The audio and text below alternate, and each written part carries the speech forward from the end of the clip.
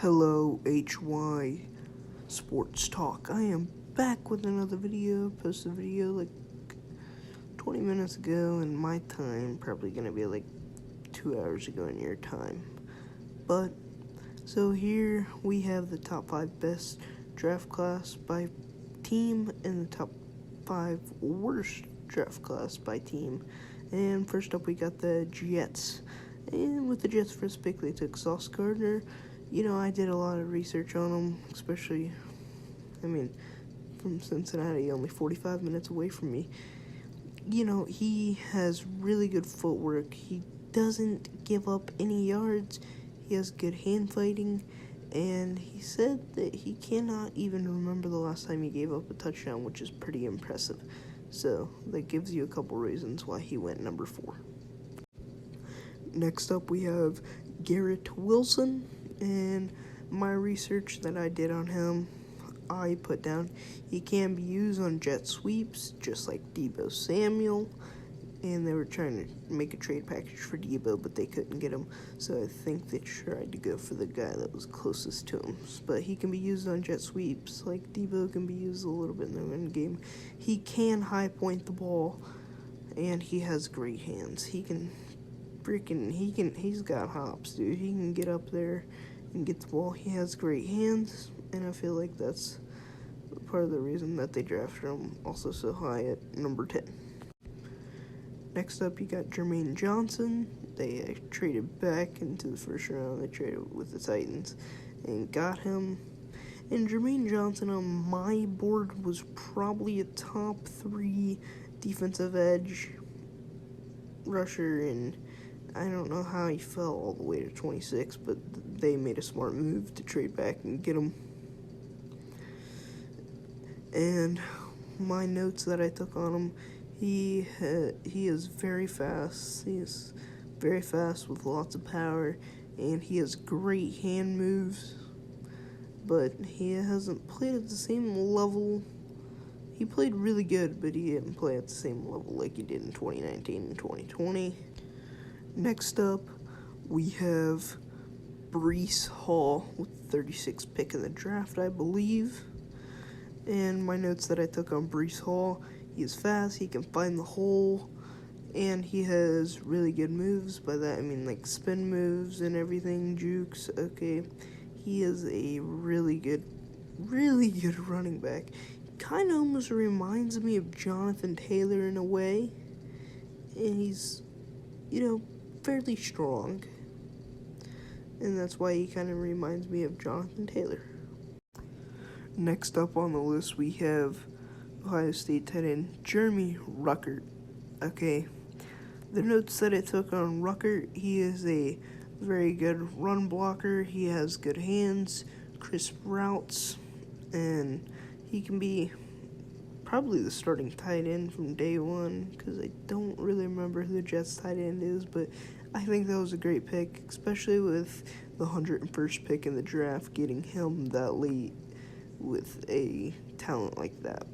And then I'll go ahead and include the other 2 picks, Max Mitchell, offensive tackle, and Michael Clemens at defensive end. I feel like they can that's both added depth and competition for both of those spots, and I feel those are great picks, and that's why the Jets had the number 1 draft, in my opinion. Also, my draft grade, I forgot to mention it for the Jets, my draft grade for the Jets was an A, so basically like just a solid A, so like a 95. So number 2, with the number 2 draft class, in my opinion, I have the Ravens.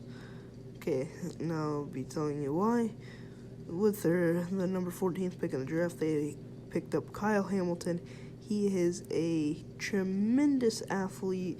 He's very strong. He has versatility at positions because he can play safety and cornerback depending on the situation. You can put him on the line of scrimmage, and he'll body up with a receiver.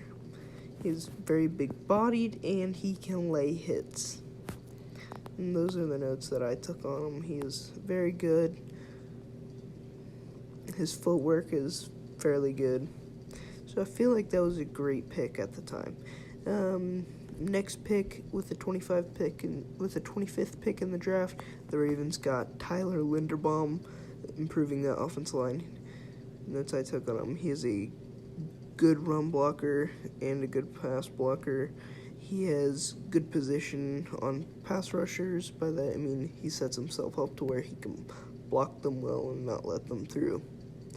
He is a great center and probably the best interior offensive lineman in the draft. Next up, we have David Ojabo. He is a great, notes I took on him, he's a great run stopper, and that's the same with Travis Jones. I mean, those guys are just great run stoppers. Honestly, I think they should have went higher in the draft, but the Ravens stole them. And then Daniel Falele, I don't really know how to say his name, Daniel Falele, the big-bodied 6'8", like 390-pounder. He is a great run blocker and a good pass blocker. He's better at run blocking than pass blocking, but that fits the Ravens system. And I feel like he will be a great offensive tackle. They also drafted the two cornerbacks. Them two are fast, and they have really good footwork. And all around, I just feel like they added depth and a good rotation with all of these players. And my draft grade for them was an A-. Next up, with the number 3 ranked draft class, in my opinion, I have the New York Giants. So their first pick at number 5, they got Kayvon Thibodeau. And I did a lot of research on him because people said that he wasn't that good and he should drop in the draft, which we saw a little bit of him, quite a bit of him. And he has really high upside, and I think that was the smartest person to draft with the highest upside because we had already seen quite a bit of him.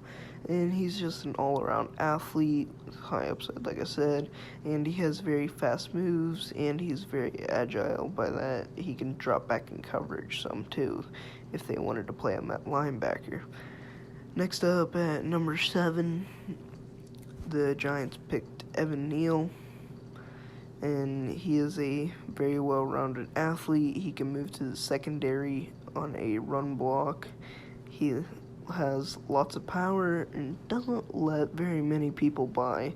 And as I think he only allowed like 1 sack in his college career. And then Wan'Dale Robinson.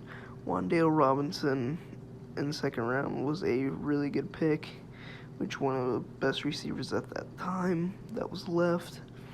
And he's very fast. He has good cuts, can make great cuts. The catching was a slight issue, but I didn't really see any of that in the game tape that I watched on him, and I thought that was a great pick. And the rest of these guys are, really just really good players. I don't really know what to say about them. Like, I watched tape on them, and they can provide competition and add depth to be in for a good rotation, and those guys can be day 1 starters, or they can sit behind and be possibly really good prospects. They can learn, and they can, focus on what the first team is doing and learn from them and become really good. And these kids had a lot of potential. Don't know why I'm saying kids, but they have a lot of potential. So that was a really well-rounded draft for the Giants because they picked a lot of players with high upside that could be really good prospects. So my grade for the Giants is an A+. I give them an A+ because they usually don't have good drafts and they have a lot of players with high upsides. Next up, with my number 4 best draft class, in my opinion, I think it is the Chiefs. So, with the Chiefs' 21st pick, they got Washington cornerback Trent McDuffie. Trent McDuffie can also be played at safety, but in my opinion, Trent McDuffie, he sticks with guys, he can turn quick, and he doesn't let many guys past him.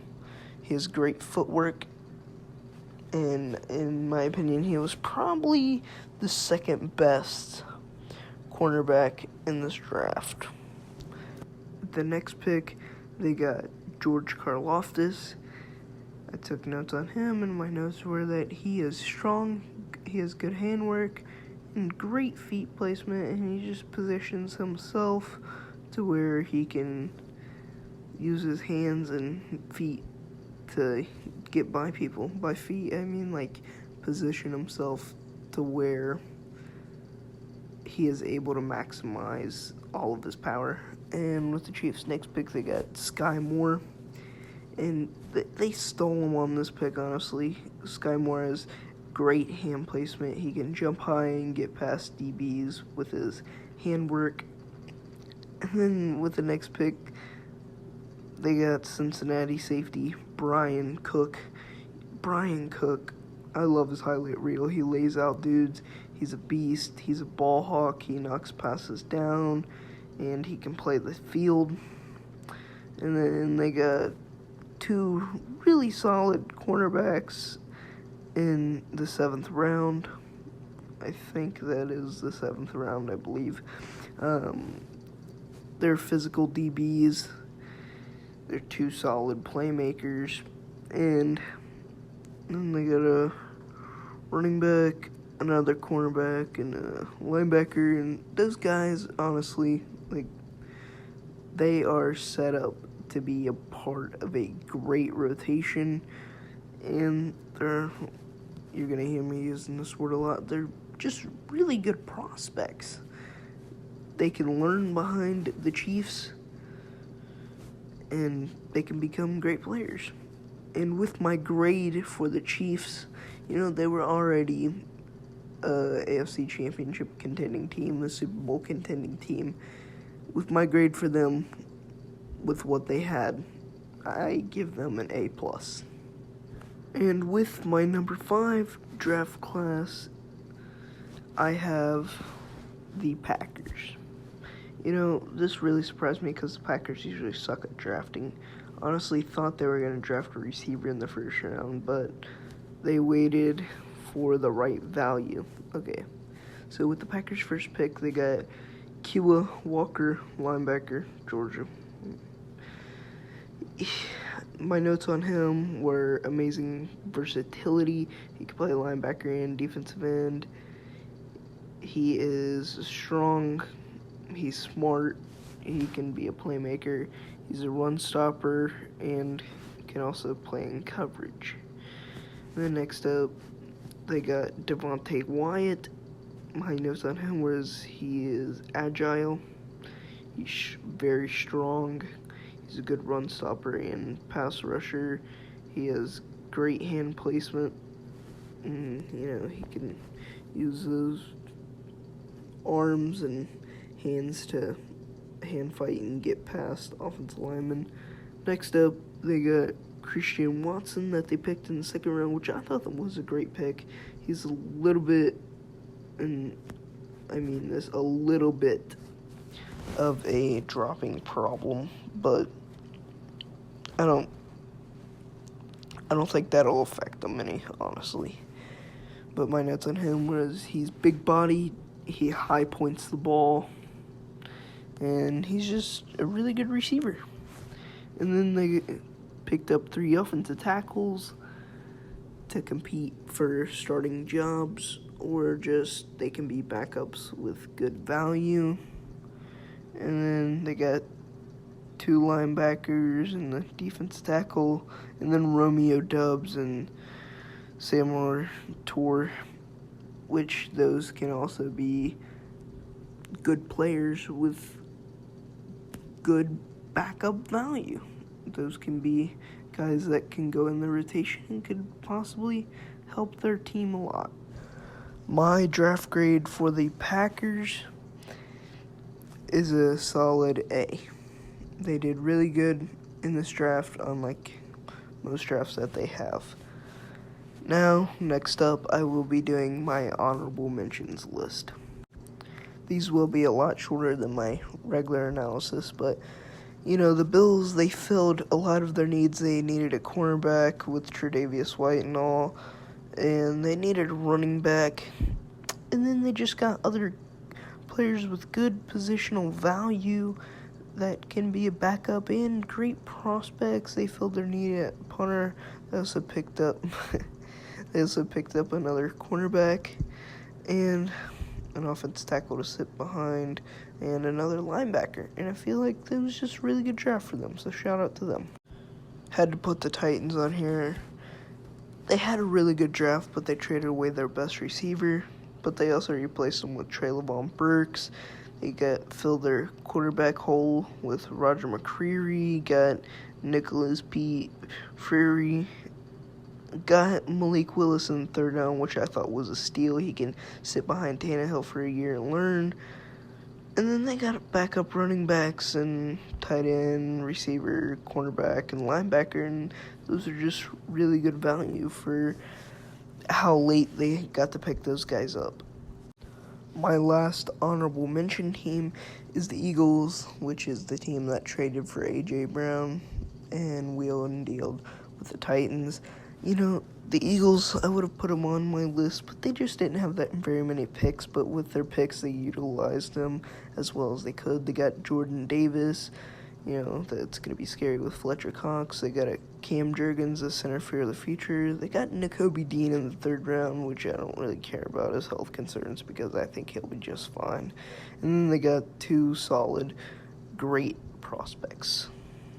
So that rounds out my top NFL draft class list with honorable mentions. Thank you for listening, and I'll be back with another episode of HY Sports Talk here in about 40 minutes.